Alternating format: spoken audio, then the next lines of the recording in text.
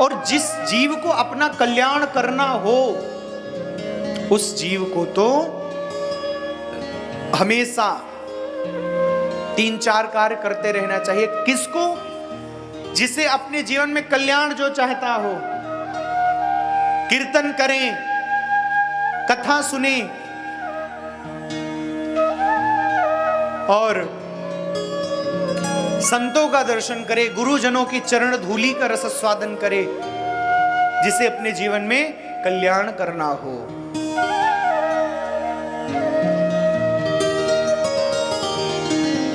जीवन में निरंतर बड़े बड़े भक्त एक ही निवेदन करते, भगवान सामने आ जाए तो भी यही मांगते हैं कि वाणी गुणानुकथने श्रवणौ कथायाम हस्तौ च कर्मसु मनस्तव पादयोर्न। हे प्रभु, आपकी कथा मुख से निकलती रहे, कान से सुनते रहे, हाथ से सेवा होती रहे, भक्तों का दर्शन होता रहे, तो हमारा जीवन धन्य होता रहे।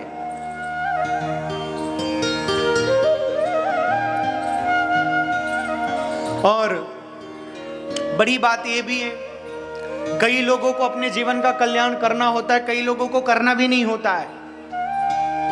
कई लोगों को आप बोलोगे बार बार कि चल के कथा सुनो, कथा सुनो, अरे ठीक है कल चले जाएंगे, परसों चले जाएंगे, अभी कौन, अरे नंद उत्सव के दिन से जाएंगे।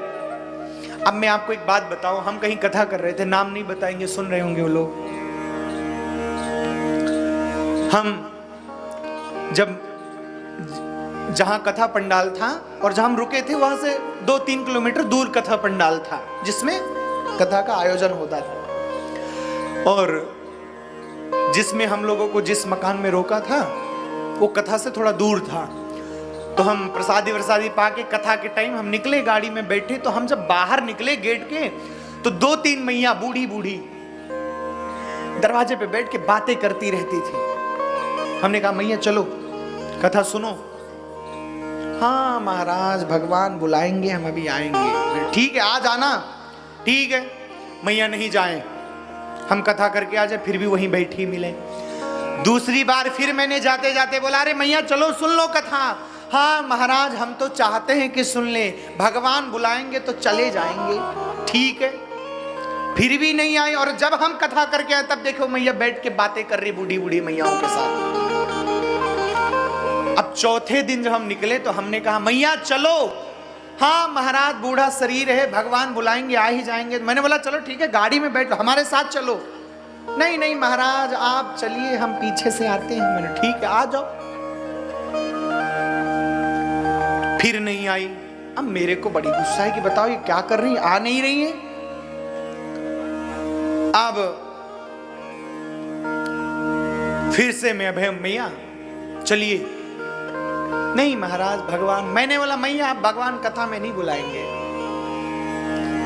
अब आपको भगवान कथा में नहीं, अब आपको भगवान अपने पास ही बुलाएंगे। हाँ कथा में तो बिल्कुल नहीं बुलाएंगे। अब जीव 2-2, 4-4, 5-5 घंटे बैठकर बुराई कर लेगा, एक दूसरे की चुगली कर लेगा, प्रपंच कर लेगा, पर 2 घंटा एकाग्र होकर कथा नहीं सुन सकता। एकाग्र भाव से उसके मन में कथा नहीं बैठ सकती है। 2 घंटा, 3 घंटा, 4 घंटा, 5 घंटा बैठा तो चुगली करने के लिए। पड़ोसन ने ऐसा ऐसा कर दिया, उसकी बहू ने ऐसा कर दिया, उसकी सास ने ऐसा कर दिया, उसकी बेटी ने ऐसा कर दिया, उसके बेटे ने ऐसा कर दिया। 4-4 घंटे बैठे रहेंगे महाराज, पांव भी नहीं बदलेंगे इधर से उधर,